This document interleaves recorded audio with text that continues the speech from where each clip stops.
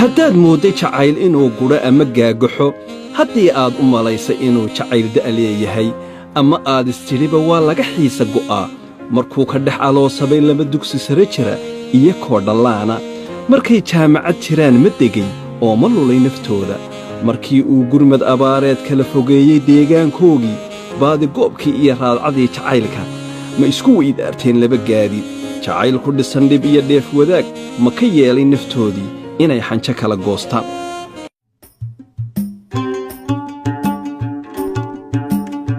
sodhawaada markale barnaamij gaar ah maanta aan kaga hadli doono jacaylka maanta waxaa marti noogu ah xamdi sheekh maxamed cabdulle oo ahaan jirtay macallimada hore haddana ah madaxa sare ee hay-adda Somali Youth and Family Club waxaa kaloo halkan lamaanahan nala jooga cabdiqaadir aadan maxamuud jaangeli oo ahaan jiray madaxii hore ee hay-adda horumarinta bangiga Soomaaliya waxa weeyaan waa labadooda aqoon-yahano aad iyo aad bulshada uga dhex muuqda waxyaabo badan soo qabtay taariikhdooda iyo waxqabadkoodana barnaamij kale ay u baahan yihiin looga sheekeeyo kulay halkan kaga hadli doono waxaanu saari doonaa muhiimadda ama aan barnaamij maanta u qoonayno waa xagga life storygooda jacaylkooda ilaa hadda weli heer sare oo halkiisu taagay ama uu kasii horumarayba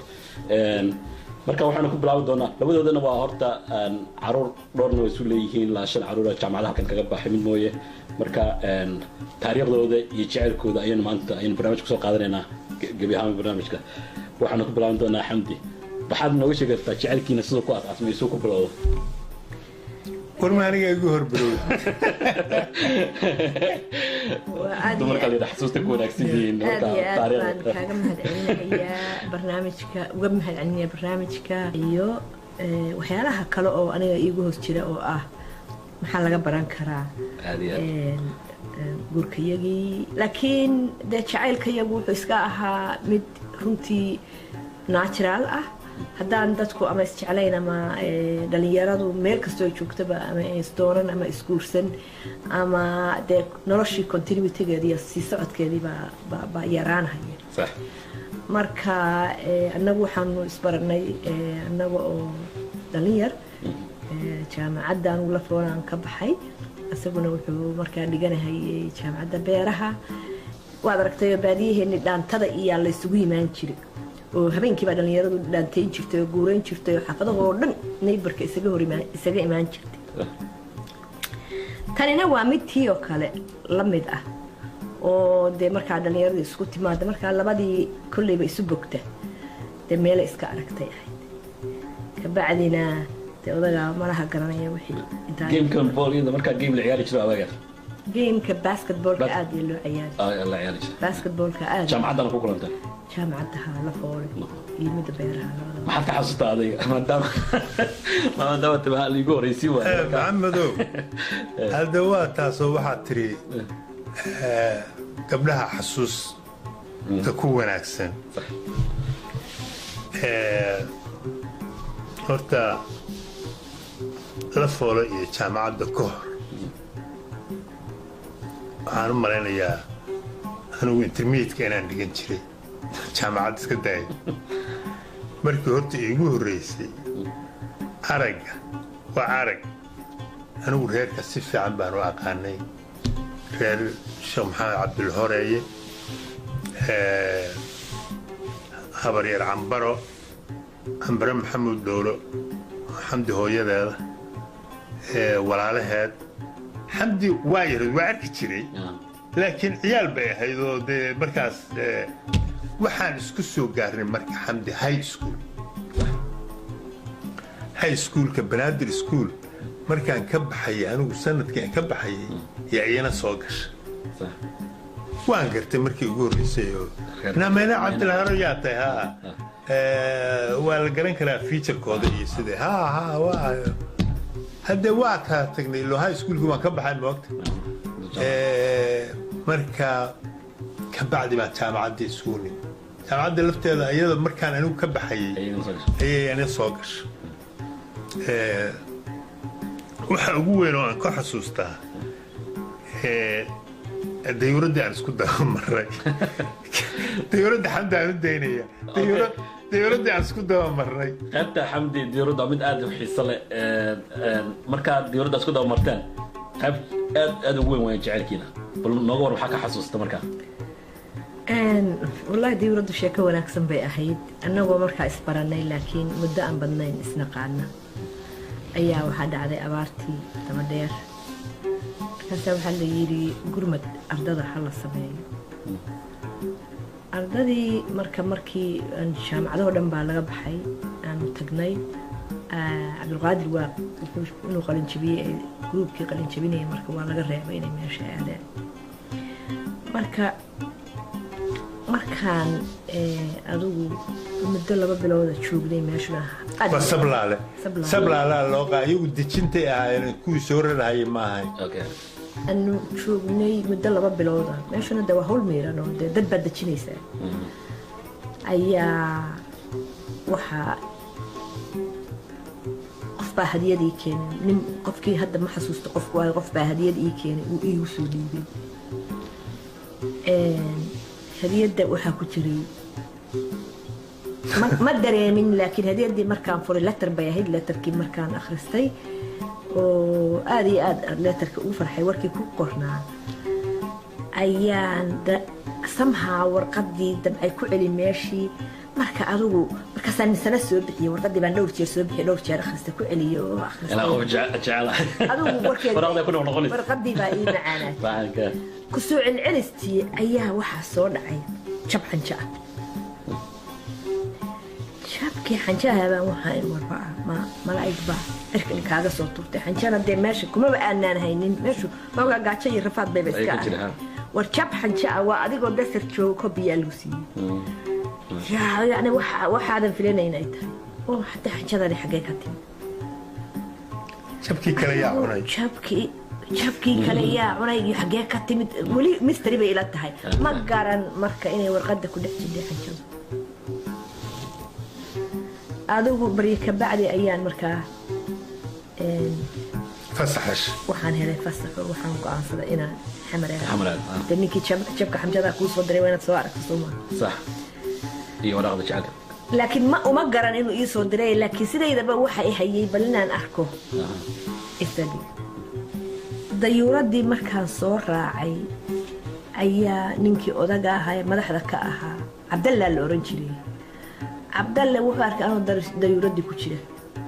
markaasuu damcay inuu iga reebo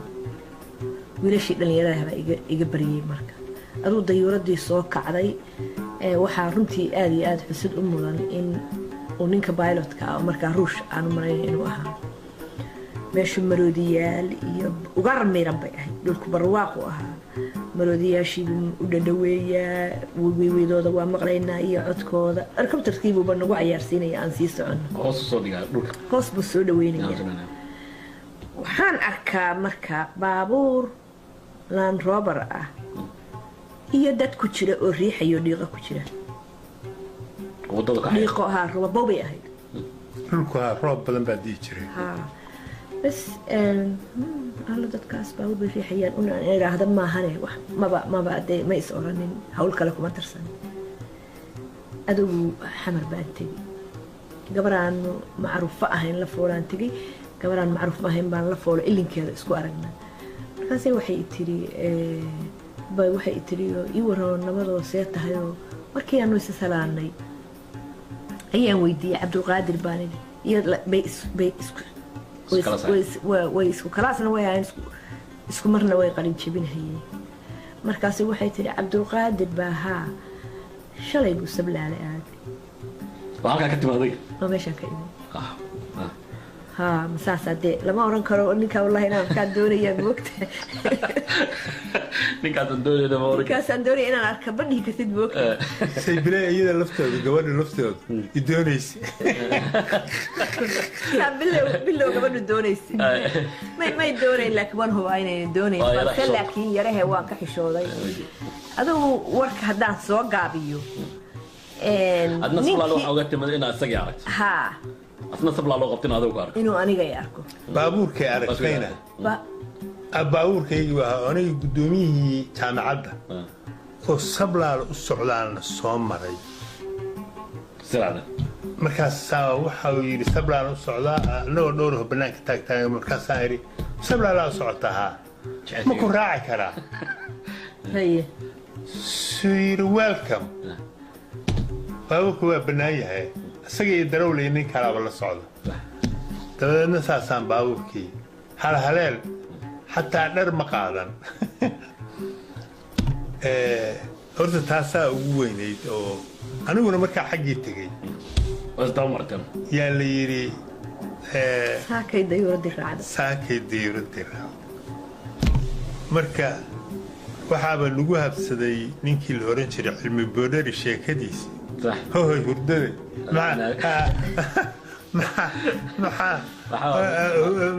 harka galay hurdada waa xuntii hooy maxay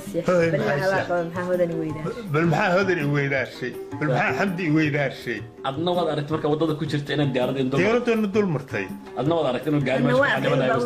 maad ogan wadasho guurkii doonistii maxaa la yidhaahaa meherkii aabbahay baa wuxuu yidhi arrin 70 sano 70 adigu ma orana 50 sano ka hor arrin dhacday ayaa horta caawa ii rumowday aabbahay isagoo 12 meelahaas jira ayaa xamdi awowgeed xamuud dhowre ayaa waxaa ka lumay koora fardood carradaas waagii hore mudugaa iyo fardaad dadku qaadan jiray ilaa maxaa la yidhaahaa nugaal ilaa ceelbuur marka koorihii baa ka lumay aabbahay baa koorihii helay isagoo 12 jira koorihii isagoo jiidanaya oo aan qaadi karinba ayaa geed nima fadhiya oo xamdi awowgiidii kooraha ka lumay ku jira nimanka fadhiya ayuu yidhi war wiilkaana kumuu ahaa ilaahow khayrku sii maadhow kooraha anigu iga lumay koorahay markaasuu yidhi hadde kooruhu hadduu kaa lumay waxaa kama qaba inaan ku siiyee gabar isii